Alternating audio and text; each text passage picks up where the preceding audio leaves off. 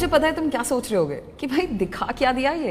This man is a 39-year-old self proclaimed Baba who was recently arrested in Delhi on charges of rape and molestation. इस आदमी का नाम है विनोद कश्यप, जो कुछ साल पहले तक एक हॉस्पिटल में अटेंडेंट था और एक दिन एकाएक भगवान ने उनको दर्शन दिए और वो बाबा बन गए। और ऐसा नहीं है कि ऐसे बाबा सिर्फ इक्के दुक्के हैं हमारी कंट्री में। जलेबी बाबा, मिर्ची बाबा, कंबल बाबा, ये बाबा वो बाबा, हर वैरायटी के बाबा मिलते हैं हमारे देश में। अभी इसी साल की शुरुआत में जलेबी बाबा नाम के एक पाखंडी को पुलिस ने गिरफ्तार किया। इनके ऊपर 100 से ज्यादा चार्जेस थे रेप और मॉलेस्टेशन के। Do you remember this man? You can't make physics out of time. You can only make chemistry with time.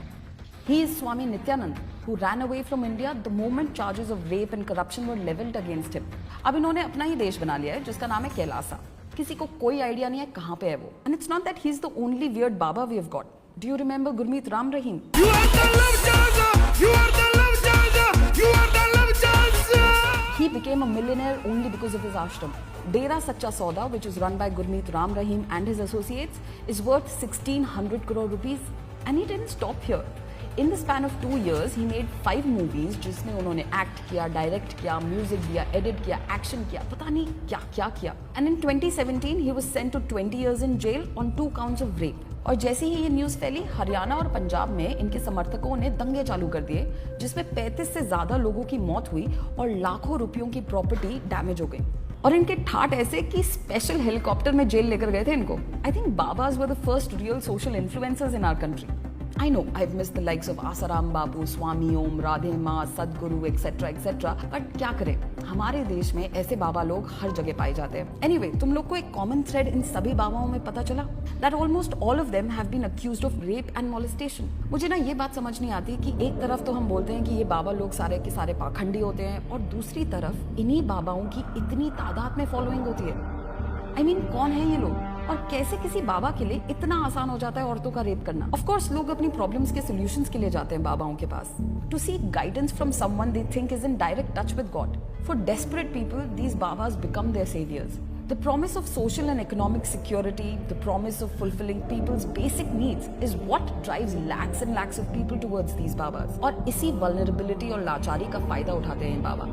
See, I'm not saying that believing in any baba is a wrong thing. Everyone has some belief or the other, and even not believing in something is a belief in itself, right? And I know we're all trying to make sense of this world with the problems and difficulties we encounter, which seem most of the time out of our control. And maybe this gap between spirituality and religion is what these cunning babas exploit. I feel somehow religion has not kept pace with time. And I'm not saying that all babas are out there to fool us, but sadly most of them do. आखिर इंसान ही तो हैं ये लोग। They also get driven by power, lust, control, authority.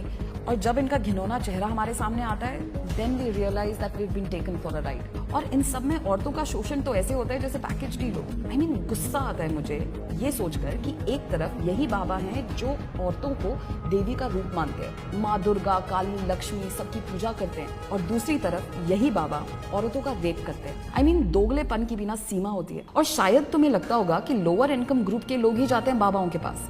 Middle class families सबसे बड़ी constituencies हैं इन बाबाज की।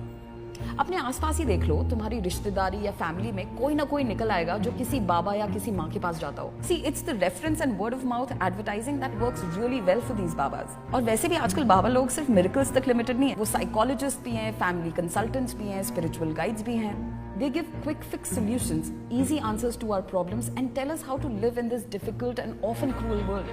और ऐसा करते करते ना हमें पता ही नहीं चलता कि कब हमारा विश्वास अंधविश्वास में बदल जाता है, कि हम उनकी हर कही को आंख बंद करके मानने लगते हैं without even questioning. And then if someone questions the Baba of any wrongdoing, we think our belief and our faith is being questioned. Personally ले लेते हैं हम उसको, जैसे राम रहीम के केस में देखा था। एक और बात नोटिस करी, these babas are actually very intelligent entrepreneurs as well. See, it's quite simple. First of all, there is low startup cost and minimum investment required. All you need is a piece of land and some chelas who believe in you. और सबसे important चीज, एक dramatic back story कि भगवान ने आपको कैसे दर्शन दिए और हो गया आपका बाबा स्टार्टअप चालू। बहुत प्रॉफिटेबल होता है ये धंधा, क्योंकि आपको पॉलिटिकल पेट्रोनेज मिलती है because you are very important for politicians in terms of vote bank politics. और ऊपर से टैक्स एग्जेम्पशन मिलता है।